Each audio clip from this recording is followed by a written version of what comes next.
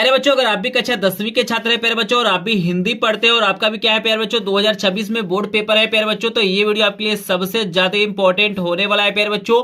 क्योंकि इस वीडियो में क्या करूंगा यहाँ पे प्यारे बच्चों, आपके पूरे किताब का यहाँ पे 50 सबसे महत्वपूर्ण बहुविकल्पी प्रश्न कराने वाला हूँ प्यारे बच्चों। अगर यहाँ पे मेरी गारंटी है प्यारे बच्चों की 100% इससे बाहर कोई भी प्रश्न आपको देखने के लिए नहीं मिलेगा प्यारे बच्चों। चूंकि बच्चों ये जो 50 प्रश्न आपको मैं यहाँ पे कराऊंगा प्यारे बच्चों, ये अब तक का सबसे ज्यादा इंपॉर्टेंट प्रश्न है प्यारे बच्चों। और यहाँ पे 2026 में इन्हीं 50 प्रश्नों में से कोई ना कोई 20 प्रश्न आपको देखने के लिए मिलेगा प्यारे बच्चों।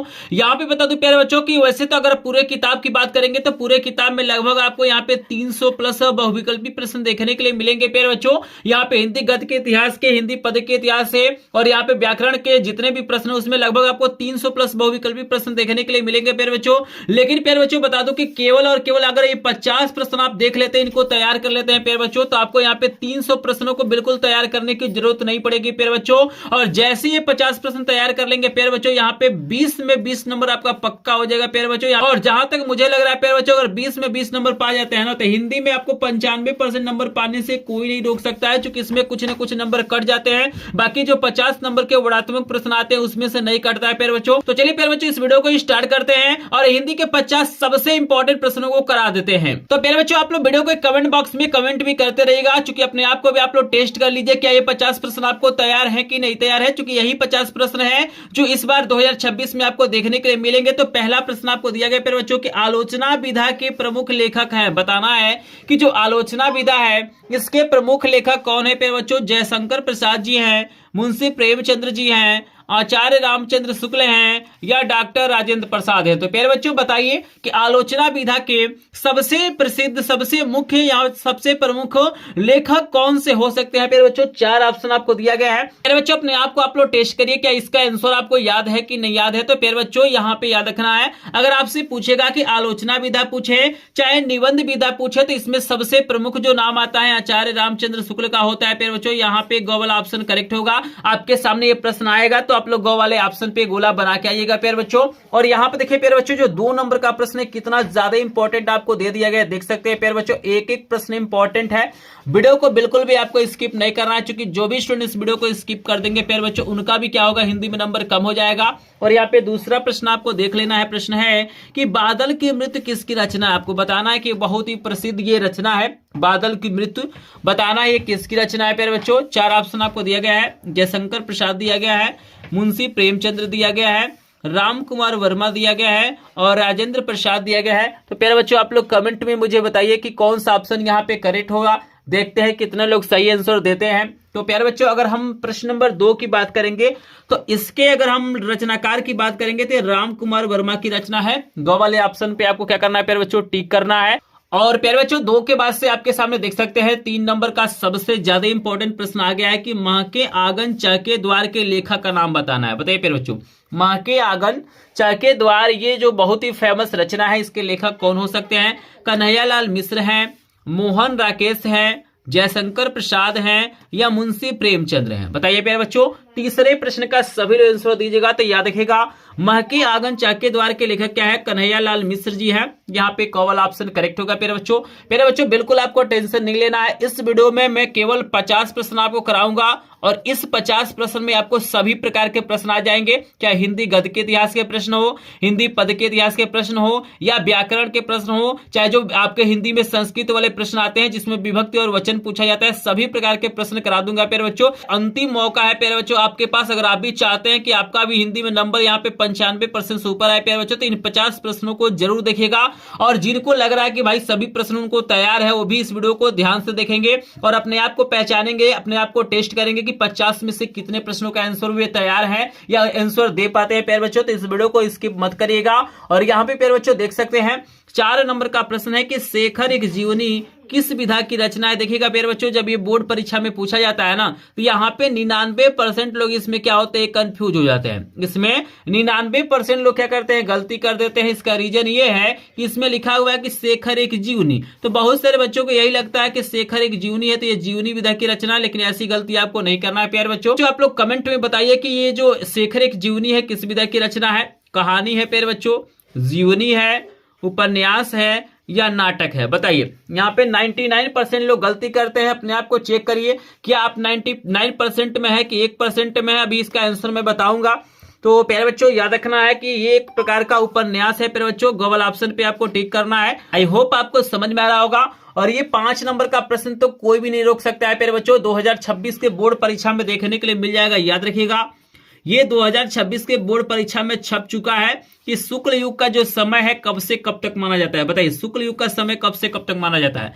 1900 से 1918 तक माना जाता है, 1938 से 1947 तक माना जाता है, 1918 से 1938 तक माना जाता है, या 1947 से अब तक माना जाता है? बताइए प्यारे बच्चों कौन सा ऑप्शन करेक्ट होगा। आपको याद रखना है कि शुक्ल युग का समय 1918 से 1938 तक माना जाता है। प्यारे बच्चों यहाँ पे आपसे शुक्लोत्तर युग पूछेगा तो आप लोग 1938 से 1947 तक टिक करेगा, क्योंकि आपके सिलेबस में 2 काल सबसे महत्वपूर्ण है, एक शुक्ल युग है और एक शुक्लोत्तर युग है। तो दोनों में से कोई ना कोई आपसे पूछ लिया जाएगा, तो आपको याद रखना है। और प्यारे बच्चों 6 नंबर का देखिए कितना शानदार आपको प्रश्न दिया गया है कि साहित्य की विशेषताएं किस विधा की रचना है। आपको बताना है कि साहित्य की विशेषताएं किस विधा की रचना है। प्यारे बच्चों 4 ऑप्शन आपको दिया गया है। आलोचना दिया गया है, उपन्यास दिया गया है, नाटक दिया गया है और निबंध दिया गया है। तो प्यारे बच्चों बताइए साहित्य की विशेषताएं किस विधा की रचना है। प्यारे बच्चों जल्दी से मुझे कमेंट में बताना है। तो याद रखिएगा यह एक प्रकार का निबंध विधा की रचना है। यहाँ पे घ वाला ऑप्शन क्या हो जाएगा? करेक्ट हो जाएगा। प्यारे बच्चों आई होप आपको समझ में आ रहा होगा। जितने लोगों को समझ में आ रहा है प्यारे बच्चों जल्दी से कमेंट में बताइए ये प्रश्न आपको समझ में आ रहा है कि नहीं आ रहा है। जल्दी से कमेंट में बताइएगा।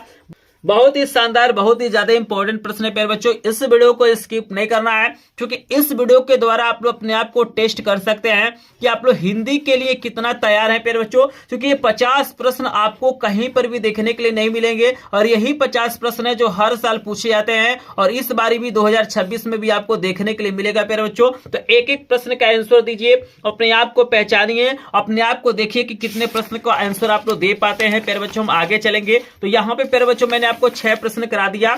हम आपको लेके चलते हैं प्यारे बच्चों 7 नंबर का सबसे ज्यादा इंपॉर्टेंट प्रश्न पे। और प्यारे बच्चों अगर आप लोग देख पा रहे होंगे तो देख सकते हैं 7 नंबर का प्रश्न कितना ज्यादा इंपॉर्टेंट दिया गया है। आपको दिया गया है कि मोहन राकेश का नाटक है। प्यारे बच्चों यहाँ पे कुछ आपको रचनाएं दिया गया है, आपको बताना है कि इसमें से कौन सी ऐसी रचना है जो मोहन राकेश का है। अजात शत्रु है, सिंदूर की होली है, स्वर्ग की झलक है, आधे अधूरे है। तो प्यारे बच्चों बताइए मोहन राकेश का इसमें से कौन सा नाटक है। प्यारे बच्चों 4 ऑप्शन आपको दिया गया है, कमेंट में बताइएगा। देखते हैं कितने लोग यहाँ पे सही आंसर देते हैं। तो जल्दी से आप लोग बताइए कौन सा ऑप्शन करेक्ट होगा प्यारे बच्चों। तो प्यारे बच्चों आपको याद रखना है कि आधे अधूरे जो नाटक है ये क्या है? मोहन राकेश के आपको याद रखना है प्यारे बच्चों। आई होप आपको ये समझ में आ रहा होगा।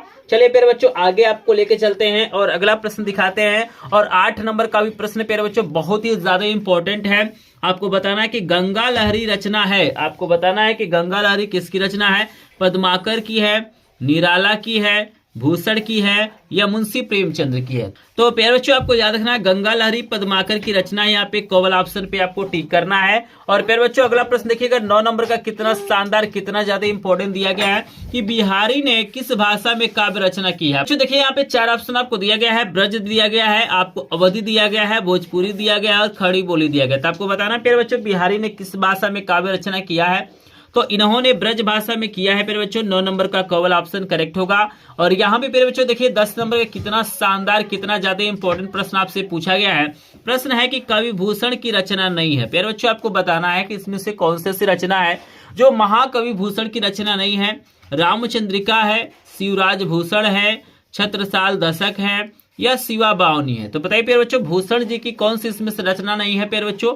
तो आपको याद रखना है प्यारे बच्चों रामचंद्रिका क्या है? भूषण जी की रचना नहीं है। लेकिन ये जो रचना है बहुत ही ज्यादा इंपॉर्टेंट है। ये रचना है, याद रखना है कि केशव दास की है। किसकी रचना है ये? केशव दास की है। बहुत बारी बोर्ड परीक्षाओं में पूछा गया कि रामचंद्रिका किसकी रचना है। क्या कभी कोई पूछता है कि केशव दास की रचना है, तो इसको याद रखिएगा प्यारे बच्चों। फाइनली प्यारे बच्चों यहाँ पे हमने 10 प्रश्न आपको बता दिया। कमेंट में बताइए 10 में से कितने प्रश्नों का आंसर आपने सही दिया है प्यारे बच्चों। क्योंकि अंतिम मौका है प्यारे बच्चों, आपको अब रिवीजन करने के लिए बिल्कुल भी टाइम नहीं मिलेगा। तो इस वीडियो को ऐसा देखिए, इतना ध्यान से देखिए कि अभी के अभी ये प्रश्न तैयार हो जाए। तो प्यारे बच्चों बताइए 10 में से कितने प्रश्नों का आंसर आपने सही दिया है। प्यारे बच्चों आपने लगभग 5 प्लस प्रश्नों का आंसर सही दिया होगा प्यारे बच्चों, तो आप लोग हिंदी में टॉप करेंगे प्यारे बच्चों, क्योंकि इन प्रश्नों का आंसर वही दे पाएगा जो कुछ ना कुछ पढ़ा होगा। क्योंकि बिल्कुल अगर आपने तैयारी नहीं किया है तो इन प्रश्नों का आंसर आप लोग नहीं दे पाएंगे। लेकिन अगर आपने इससे कम प्रश्नों का आंसर दिया तो आपको उदास होने की जरूरत नहीं है प्यारे बच्चों, आपको इन प्रश्नों को तैयार करने की जरूरत है। और प्यारे बच्चों हम आगे चलेंगे और आपको हम 11 नंबर का प्रश्न दिखाएंगे प्यारे बच्चों। और 11 नंबर का देखिए कितना शानदार प्रश्न आपको दिया गया है कि द्विवेदी युग नाम किसके नाम पे पड़ा। आपको बताना है कि जो द्विवेदी युग है वो किसके नाम पे पड़ा है। हजारी प्रसाद द्विवेदी के नाम पे पड़ा है, भारतेंदु हरिश्चंद्र के नाम पे पड़ा है, महावीर प्रसाद द्विवेदी के नाम पे पड़ा है, या जयशंकर प्रसाद के नाम पे पड़ा है। तो बताइए प्यारे बच्चों कौन सा ऑप्शन करेक्ट होगा।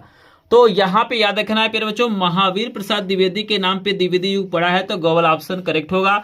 और 12 नंबर का प्रश्न देखिए कितना शानदार दिया गया है प्यारे बच्चों।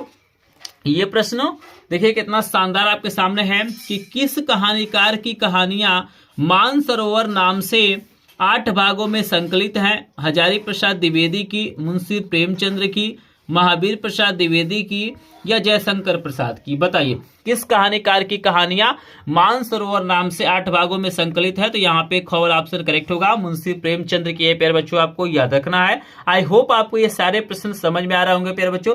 केवल और केवल प्यारे बच्चों यहाँ पे आज देख लीजिए 50 प्रश्न प्यारे बच्चों, यहाँ पे 20 में 20 नंबर आपका पक्का होने वाला है। क्योंकि प्यारे बच्चों ये जो प्रश्न है बहुत ही ज्यादा इंपॉर्टेंट है प्यारे बच्चों, और मेरी गारंटी है प्यारे बच्चों कि आपको ऐसा वीडियो कहीं पर भी देखने के लिए नहीं मिलेगा। बहुत सारे चैनल पे क्या किया जा रहा है, मतलब बहुविकल्पी प्रश्न बनाया जा रहा है प्यारे बच्चों, लेकिन मेरी गारंटी है कि पूरे यूट्यूब पे आप लोग ढूंढ लीजिएगा प्यारे बच्चों, ऐसा वीडियो कहीं पर भी देखने के लिए नहीं मिलेगा प्यारे बच्चों। तो इस वीडियो को ध्यान से देखिएगा, हम आपको आगे लेके चलेंगे प्यारे बच्चों। और यहाँ पे देखिएगा 12 के बाद से आपको हम 13 नंबर का प्रश्न दिखा देते हैं प्यारे बच्चों। यहाँ पे देख लीजिए 13 नंबर का प्रश्न कितना ज्यादा इंपॉर्टेंट दे दिया गया है प्यारे बच्चों। और ये प्रश्न क्या पूछा गया है देख सकते हैं प्यारे बच्चों। प्रश्न पूछा गया है कि क्या भूलूं क्या याद करूं किस विधा की रचना है प्यारे बच्चों। आपको याद रखना है कि 2 रचनाएं आपको याद रखना है। एक आपको याद रखना है क्या भूलूं क्या याद करूं, और एक आपको याद रखना है कि नीड़ का निर्माण फिर। प्यारे बच्चों आपको बता दो ये दोनों रचनाएं हरिवंश राय बच्चन की है। कभी कभी पूछ लेता है कि किसकी रचना है, तो अपने दिमाग में बैठा लीजिए क्या भूलूं क्या याद करूं हरिवंश राय बच्चन की रचना है। मगर यहाँ पे देखिएगा रचनाओं का यहाँ पे विधा पूछा हुआ है, तो आपको संस्मरण दिया गया है, आपको आत्मकथा दिया गया है, जीवनी दिया गया है और कहानी दिया गया है। तो प्यारे बच्चों बताइए क्या भूलूं के याद करूं किस विधा की रचना है। तो यह आत्मकथा है प्यारे बच्चों, नीड़ का निर्माण फिर, या क्या भूलूं के याद करूं, दोनों आत्मकथा है, हरिवंश राय बच्चन का है। याद रखने ये मोस्ट इंपॉर्टेंट है, दोनों में से कोई ना कोई हमेशा बोर्ड परीक्षाओं में पूछा जाता है। और प्यारे बच्चों अगला प्रश्न है कि बिहारी सतसई किसकी रचना है प्यारे बच्चों। पद्माकर की है, बिहारी की है, भूषण की है, या मतीराम की है। तो 14 नंबर प्रश्न का आंसर सभी लोग दीजिए, बहुत आसान प्रश्न है। अगर रचनाओं को ध्यान से देखेंगे तो आप लोग इसका आंसर बता देंगे। तो 14 का करेक्ट आंसर हो जाएगा बिहारी सतसई बिहारी की है, खवल ऑप्शन करेक्ट है। और प्यारे बच्चों देखिए अभी आपको मैंने बताया है कि रामचंद्रिका बहुत ही फेमस रचना है और कई बार बोर्ड परीक्षाओं में पूछा गया है। प्रश्न है कि रामचंद्रिका किसकी रचना है, केशव दास की है, बिहारी की है, भूषण की है, या मतीराम की है। तो बताइए रामचंद्रिका किसकी रचना है प्यारे बच्चों। तो रामचंद्रिका है किसकी रचना, केशव दास की है, कौवल ऑप्शन करेक्ट होगा। प्यारे बच्चों 16 नंबर का प्रश्न भी बहुत ही लाजवाब बहुत ही ज्यादा इंपॉर्टेंट है, आपके पेपर में ये प्रश्न छप चुका होगा। प्रश्न है कि चिंतामणि के रचयिता कौन है, राम कुमार वर्मा है, जयशंकर प्रसाद हैं, राजेंद्र प्रसाद हैं, या आचार्य रामचंद्र शुक्ल है। बताइए प्यारे बच्चों चिंतामणि किसकी रचना है। तो प्यारे बच्चों चिंतामणि है आचार्य रामचंद्र शुक्ल की रचना है। त्रिवेणी है, चिंतामणि है, मित्रता है, रस मीमांसा, ऐसी बहुत सारी रचनाएं हैं जो आचार्य रामचंद्र शुक्ल की है, आपको पता होना चाहिए। और 17 नंबर का प्रश्न देखिए बहुत ही लाजवाब दिया गया है कि हरिवंश राय बच्चन द्वारा लिखी आत्मकथा के 4 भागों में सम्मिलित नहीं है। मेरी आत्म कहानी, क्या भूलूं के याद करूं, बसेरे से दूर, नीड़ का निर्माण फिर। बताइए कौन सा ऑप्शन करेक्ट होगा। तो प्यारे बच्चों आपको याद रखना है ये तीनों क्या है उसमें सम्मिलित है, लेकिन मेरी आत्म कहानी इसमें सम्मिलित नहीं है, कौवल ऑप्शन करेक्ट हो जाएगा। और प्यारे बच्चों देखिएगा 18 नंबर का भी प्रश्न आपके पेपर में छप चुका होगा, चूंकि ये प्रश्न लगातार पूछा गया है कि हंस पत्रिका के संपादक कौन थे। मुंशी प्रेमचंद्र जी थे, निराला जी थे, महादेवी वर्मा थी, या आचार्य रामचंद्र शुक्ल थे। तो बताइए प्यारे बच्चों हंस पत्रिका के संपादक कौन थे, कमेंट में बताइए सभी लोग। तो याद रखिएगा हंस पत्रिका के जो संपादक थे वो मुंशी प्रेमचंद्र जी थे। तो यहाँ पे कवल ऑप्शन करेक्ट है प्यारे बच्चों। आपको आगे लेके चलेंगे प्यारे बच्चों, और यहाँ पे सभी प्रश्न आपको तैयार करने की जरूरत है प्यारे बच्चों, क्योंकि आपके पास जो समय है ना बिल्कुल कम समय बचा हुआ है प्यारे बच्चों। तो इस वीडियो को इतना ध्यान से देखिए प्यारे बच्चों कि ये प्रश्न अभी के अभी तैयार हो जाए प्यारे बच्चों। यहाँ पे चूंकि लास्ट में पूछूंगा कि 50 में से कितने प्रश्नों का आंसर आपने सही दिया है प्यारे बच्चों। और अगला प्रश्न है प्यारे बच्चों कि तार सप्तक के कवियों को अज्ञे ने क्या कहकर संबोधित किया है? राहों के अन्वेषी, नई धार के साथी, साहित्य सहचर या पथ के साथी। तो प्यारे बच्चों याद रखिएगा तार सप्तक के जो अगर हम संपादक की बात करेंगे तो अज्ञे जी है, क्योंकि कभी कभी पूछता है कि तार सप्तक के संपादक कौन थे, तो अज्ञे जी थे, आपको याद रखना है। लेकिन यहाँ पे पूछा हुआ है कि तार सप्तक के कवियों को अज्ञे ने क्या कहकर संबोधित किया? तो राहों के अन्वेषी बोला है, कवल ऑप्शन करेक्ट हो जाएगा। और प्यारे बच्चों देखिएगा 20 नंबर का प्रश्न आपके सामने आ गया है, बहुत ही शानदार, बहुत ही ज्यादा इंपॉर्टेंट प्रश्न आपके सामने है कि पुष्प की अभिलाषा शीर्षक कविता किस काव्य संग्रह से ली गई है? बताइए, पुष्प की अभिलाषा शीर्षक कविता किस काव्य संग्रह से ली गई है? यमा से लिया गया है, युगचारण से लिया गया है, साकेत से लिया गया, रश्मिरथी से लिया गया है? तो ये लिया गया युगचारण से, खवल ऑप्शन करेक्ट है प्यारे बच्चों। बताइए 20 में से कितने प्रश्नों का आंसर आपने सही दिया है? कमेंट में बताइए प्यारे बच्चों।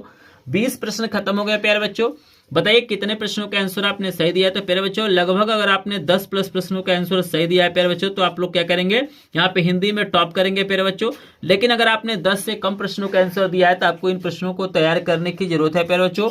यहाँ पे प्यारे बच्चों हमारे पास क्या है, 50 प्रश्न है प्यारे बच्चों, और यहाँ पे हम थोड़ा सा आपसे एक सपोर्ट मांगेंगे प्यारे बच्चों। अगर आपको ये वीडियो पसंद आ रहा होगा प्यारे बच्चों तो एक बार वीडियो को लाइक जरूर कर देंगे, चैनल पे पहली बार आए होंगे तो चैनल को सब्सक्राइब जरूर करेंगे। और इस वीडियो के एक छोटा सा टारगेट रखते हैं प्यारे बच्चों, 50 प्रश्न है, केवल 50 लाइक का टारगेट रखते हैं प्यारे बच्चों।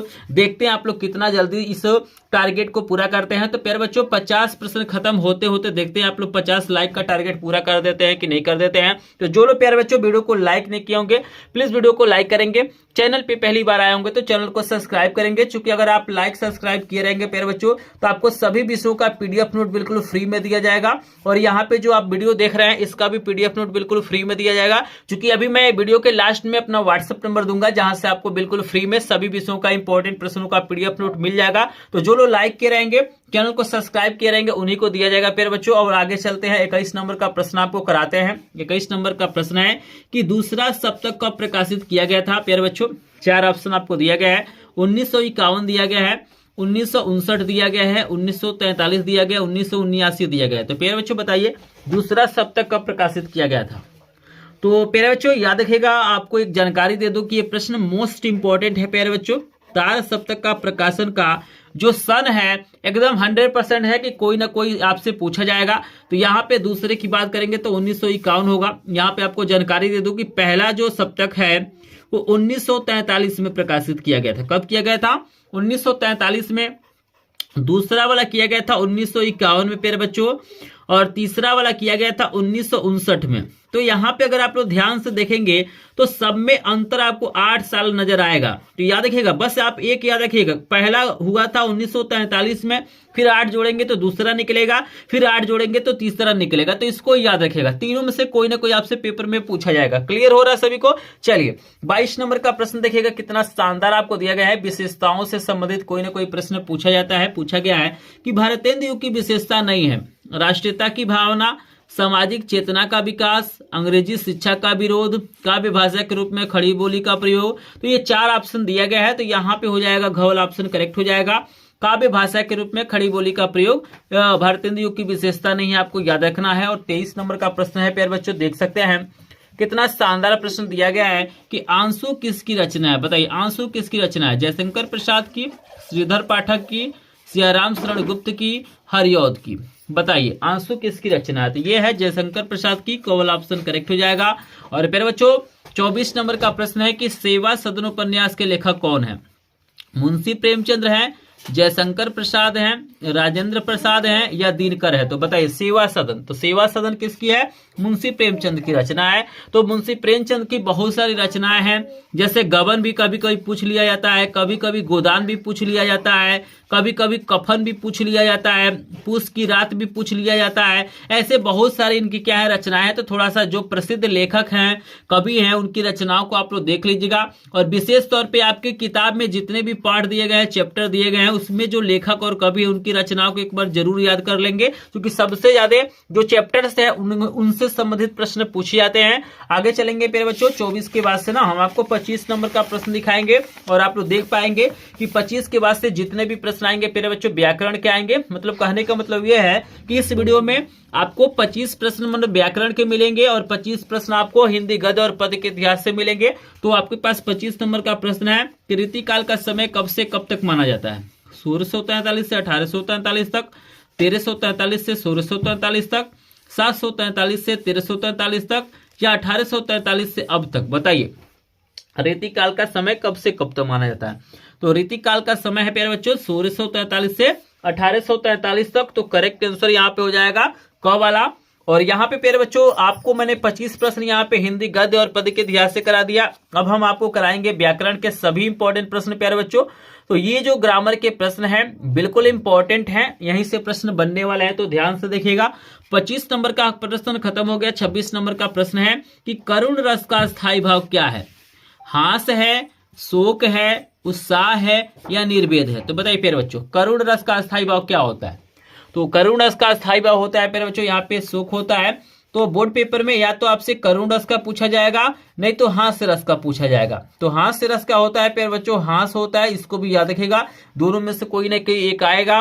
और अगला प्रश्न पूछा जाएगा अलंकार से, जैसे पूछा गया कि पीपर पात सरिस मंडोला में कौन सा अलंकार होगा? बताइए पीपर पात सरिस मंडोला में कौन सा अलंकार होगा? रूपक होगा, उपमा होगा, उत्प्रेक्षा होगा, या अनुप्रास होगा? तो पीपर पात सरिस मंडोला में अगर हम अलंकार की बात करेंगे प्यारे बच्चों तो यहाँ पे उपमा हो जाएगा, ख वाला ऑप्शन करेक्ट हो जाएगा।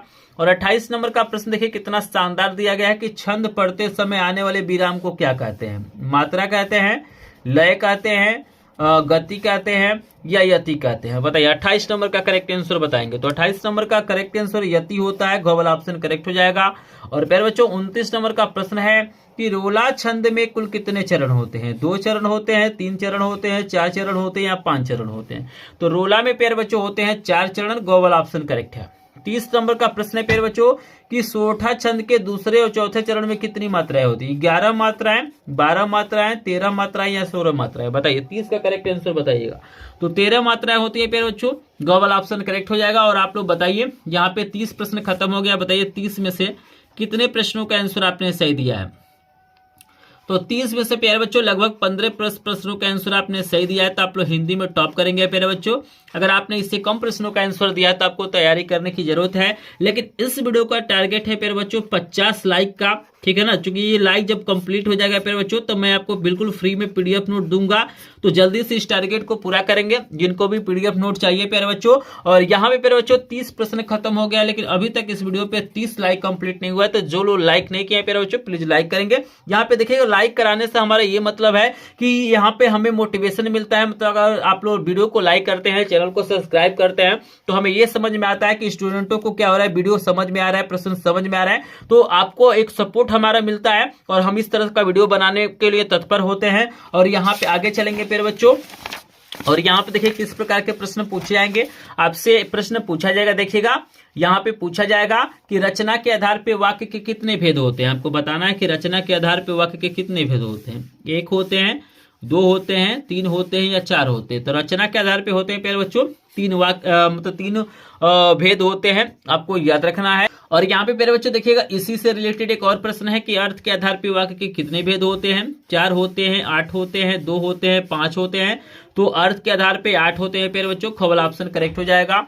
और वाच्य से रिलेटेड भी प्रश्न पूछा जाएगा प्यारे बच्चों, बिल्कुल ध्यान से देख लीजिएगा। आपसे प्रश्न पूछा जा सकता है कि सूरज निकला और चारों तरफ प्रकाश फैल गया, इसमें कौन सा वाक्य होगा? सरल होगा, संयुक्त होगा, मिश्रित होगा, या प्रश्नवाचक होगा? बताइए, ये भी वाक्य से ही रिलेटेड है, बताइए। तो ये होगा प्यारे बच्चों, अगर हम 33 नंबर प्रश्न की बात करेंगे तो ये संयुक्त वाक्य हो जाएगा, ख वाला ऑप्शन करेक्ट हो जाएगा। और वाच्य से रिलेटेड प्यारे बच्चों आपसे ये मोस्ट इंपॉर्टेंट प्रश्न पूछा गया है कि वाच्य के कितने प्रकार होते हैं? 2, 3, 4, यहाँ पे 4 दिए गए, यहाँ पे 5 दिए गए। तो वाच्य के प्रकार होते हैं 3, कर्ता, कर्म और भाव होता है, आपको याद रखना है। और ऐसे भी प्रश्न पूछे जाएंगे कि कर्तावाच्य में किसकी प्रधानता होती है, कर्ता की, कर्म की, भाव की, या इनमें से कोई नहीं। तो प्यारे बच्चों याद रखिएगा, कर्ता में कर्ता की होगी, भाव में भाव का होगा और कर्म में कर्म का होगा, इसको याद रखिएगा। 36 नंबर का प्रश्न आपके पेपर में आएगा प्यारे बच्चों, देख सकते हैं कि मोहन द्वारा चित्र बनाए गए, इसमें वाच्य क्या होगा, कर्तावाच्य, कर्मवाच्य, भाववाच्य या इनमें से कोई नहीं। बताइए मोहन द्वारा चित्र बनाया गया, कौन सा वाच्य होगा? तो यहाँ पे होगा प्यारे बच्चों कर्मवाच्य होगा, खवल ऑप्शन करेक्ट है। क्लियर है सभी को? चलिए आगे चलते हैं प्यारे बच्चों, ये आपका हो गया 36 नंबर। और इसके बाद से हम दिखाते हैं प्यारे बच्चों 37 नंबर का मोस्ट इंपॉर्टेंट प्रश्न। देखिएगा ये भी प्रश्न बहुत ही लाजवाब है। और यहाँ पे प्रश्न पूछा गया है कि रोहन से चला नहीं जाता, इसमें कौन सा वाच्य होगा? कर्तावाच्य होगा, कर्मवाच्य होगा, भाववाच्य होगा या इनमें से कोई नहीं। तो यहाँ पे भाववाच्य है, गौवल ऑप्शन करेक्ट है। अगला प्रश्न है प्यारे बच्चों 38 नंबर का प्रश्न आपको दिया गया है कि पद विचार की दृष्टि से पद कितने प्रकार के होते हैं? 2 प्रकार के, 3 प्रकार के, 4 प्रकार के या 5 प्रकार के? 38 का करेक्ट आंसर हो जाएगा 2 प्रकार के होते हैं, यहाँ पे कॉल ऑप्शन करेक्ट है। अगला प्रश्न है प्यारे बच्चों कि विकारी पद कितने प्रकार के होते हैं? 3, 6, 4, 8। बताइए विकारी पद कितने प्रकार के होते हैं? 39 नंबर का। तो 4 प्रकार के होते हैं प्यारे बच्चों, आपको याद रखना है, संज्ञा, सर्वनाम, विशेषण और क्रिया। ठीक है ना? चलिए 40 नंबर का प्रश्न आपके स्क्रीन पे आ गया है प्यारे बच्चों, 40 नंबर का आंसर दीजिए सभी लोग। निम्नलिखित में से कौन अविकारी शब्द है? बालक, पुस्तक, निकट या पुराना? बताइए अविकारी शब्द। तो निकट हो जाएगा प्यारे बच्चों। और बताइए 40 में से कितने प्रश्नों का आंसर आपने सही दिया? तो 40 में से 20 प्लस प्रश्नों का आंसर सही दिया है प्यारे बच्चों, तो आप लोग हिंदी में टॉप करेंगे।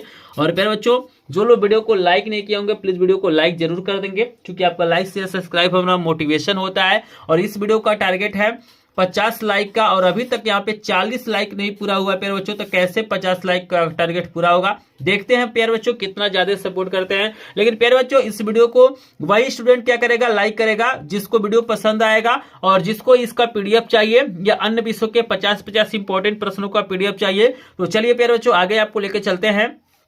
और यहाँ पे प्यारे बच्चों 41 नंबर का प्रश्न आपके स्क्रीन पे आ गया है कि कौन सा शब्द सर्वनाम है? बताइए कौन सा शब्द यहाँ पे सर्वनाम होगा प्यारे बच्चों?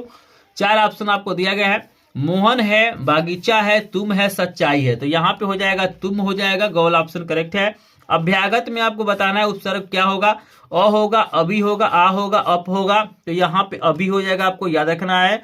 और यहाँ पे देखिए 43 नंबर का प्रश्न है कि उपसर्ग पूछा गया उपहार में, तो यहाँ पे उपहार में क्या हो जाएगा, उप हो जाएगा, गौल ऑप्शन करेक्ट है। क्लियर है ना सभी को? चलिए 43 के बाद से ना हम आपको लेके चलेंगे प्यारे बच्चों अगले प्रश्न पे। और यहाँ पे देखिए 44 नंबर का प्रश्न, कितना शानदार प्रश्न आपको दे दिया गया है प्यारे बच्चों। प्रश्न है कि निर्गुण शब्द में उपसर्ग बताइए। 4 ऑप्शन आपको दिया गया, पहला है, दूसरा है, तीसरा है, चौथा है। तो बताइए निर्गुण शब्द में कौन सा उपसर्ग होगा?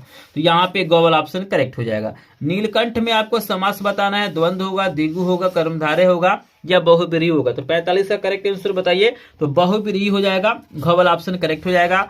ये देखिए अब सबसे ज्यादा पूछा जाता है माता पिता में द्वंद्व होगा, द्विगु होगा, कर्मधारय या बहुब्रीहि। तो बताइए माता पिता में कौन सा समास होगा? तो यहाँ पे द्वंद्व हो जाएगा, गौल ऑप्शन करेक्ट। देखिए अगला प्रश्न है कि देव नदी का तत्सम रूप क्या है? यमुना, सरयू, गंगा, सरस्वती। तो गंगा हो जाएगा, देव नदी गंगा को कहते हैं। 48 नंबर का प्रश्न है कि बादल का परिवाची शब्द नहीं है। तो नीरद है, अम्बुद है, जलद है और जलज है। तो जलज होता है कमल का, गौल ऑप्शन करेक्ट है। देखिएगा संस्कृत वाला भी कुछ पूछे जाते हैं, जैसे उष्मल शब्द का सप्तमी विभक्ति एकवचन का रूप पूछा गया है। तो 4 ऑप्शन आपको दिया गया है, तो 49 का करेक्ट आंसर यहाँ पे गौवला हो जाएगा। और एक प्रश्न और आपको दिखा देते हैं प्यारे बच्चों, यहाँ आप देख सकते हैं ये जो प्रश्न है ना, ये संस्कृत वाला सबसे ज्यादा इंपॉर्टेंट है, वेरी वेरी इंपॉर्टेंट है। लगातार इसको पूछा गया, तो इस बार भी देखने के लिए मिल सकता है कि ताभ्य शब्द का वचन और विभक्ति बताना है। चतुर्थी विभक्ति एक वचन, द्वितीय विभक्ति बहुवचन, पंचमी विभक्ति द्विवचन, इनमें से कोई नहीं। तो प्यारे बच्चों इसका आंसर ना मुझे आपको कमेंट में बताना है, मात्र एक प्रश्न का आंसर कमेंट में बताइएगा, ये आपका होमवर्क रहेगा। देखते हैं कितने स्टूडेंट सही जवाब देते हैं। और आप लोग ये भी बताइएगा प्यारे बच्चों की 50 में से कितने प्रश्नों का आंसर आपने सही दिया है। तो आप लोग कमेंट में जरूर बताइएगा। वीडियो पसंद आया होगा तो प्लीज एक बार लाइक जरूर कर देंगे। चैनल पे आए होंगे पहली बार तो सब्सक्राइब करेंगे प्यारे बच्चों। और जिनको भी इसका पीडीएफ नोट चाहिए या अन्य सब्जेक्टों का 50-50 प्रश्नों का पीडीएफ नोट चाहिए तो हमारे वीडियो को लाइक करके चैनल को सब्सक्राइब करके स्क्रीन पे एक व्हाट्सएप नंबर दिखा दे रहा होगा, इस पे क्या करेंगे स्क्रीनशॉट लेंगे और इस पे भेजेंगे और आपको जिस भी विषय का पीडीएफ नोट बोलिएगा उस विषय का पीडीएफ नोट मिल जाएगा। तो प्यारे बच्चों इसका कंडीशन यही है कि आपको चैनल को सब्सक्राइब करना है, वीडियो को लाइक करना है। तो चलिए मिलते हैं नेक्स्ट वीडियो में प्यारे बच्चों, तब तक के लिए आप सभी का धन्यवाद।